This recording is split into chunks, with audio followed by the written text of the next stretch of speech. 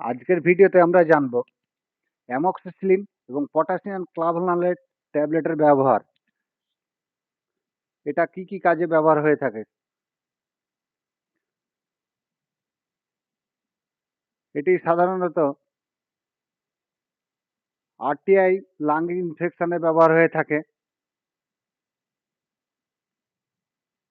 যেমন নিউমোনিয়া বা bronchitis, sinusitis অর্থাৎ শ্বাসতন্ত্রের সংক্রমণ,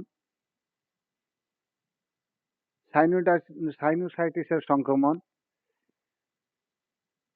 আর কিছু হয়ে থাকে ইএনটি অর্থাৎ ear, nose, throat, middle ear infection, otitis media এবং টনসিলাইটিস হলে, অর্থাৎ মধ্যকর্ণের যদি সংক্রমণ হয়ে থাকে, ওটাইটিস মিডিয়া হয়ে থাকে, টনসিলাইটিস হয়ে থাকে, তাহলে এই ওষুধটি ব্যবহার করা হয়।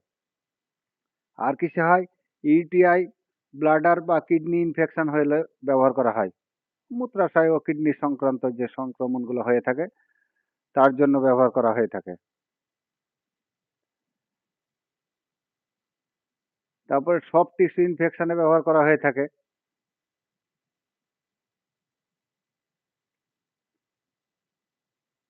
ডেন্টাল ইনফেকশন হয়ে থাকলে ব্যবহার করা হয়ে থাকে। বোন অ্যান্ড জয়েন্ট ইনফ্লামেশন হয়ে থাকলে ব্যবহার করা হয়ে থাকে, অর্থাৎ হাড় সংক্রান্ত এবং হাড় জোড়া প্রদাহ, জয়েন্টের যে প্রদাহ থাকে এগুলোর জন্য ব্যবহার করা হয়ে থাকে। মার্কেটে কি অবস্থায় পাওয়া যায়? এটা সাধারণত ট্যাবলেট আকারে পাওয়া যায়, সিরাপ আকারে পাওয়া যায় এবং বাচ্চাদের ড্রপ হিসেবে ব্যবহার করা হয়। সাবস্টিটিউট ব্র্যান্ড কি আছে? অর্থাৎ ক্লাবহোম ছাড়া মার্কেট আরো কি কি নামে পাওয়া যায়? মক্সিকাইন সিভি নামে পাওয়া যায়, অগমেন্টিন নামে পাওয়া যায়, অ্যামক্সিক্লাব নামে পাওয়া যায়, অ্যাডভেন্ট নামে পাওয়া যায়, মক্স ক্লাব নামে পাওয়া যায়।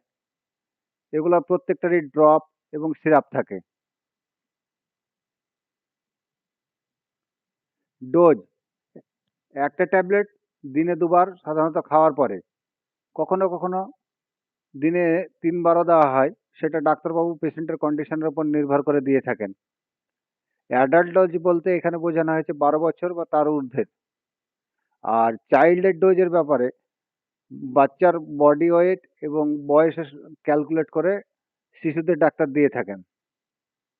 সাইড এফেক্ট কি কি আছে, অর্থাৎ সাইড এফেক্ট কি কি হতে পারে?